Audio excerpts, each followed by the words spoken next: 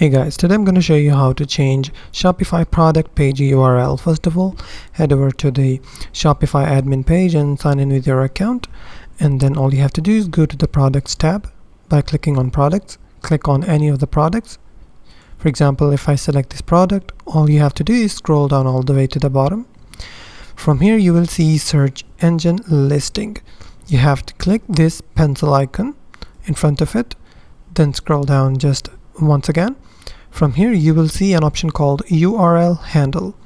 From there you can only change this after slash button. For example, if my product is NFT 3D designs, what I will do, I can also change it to for example monkey dash NFT, and then I will click on save. Now I have successfully changed my Shopify product page URL. If you find this video helpful, please hit the like button and don't forget to subscribe.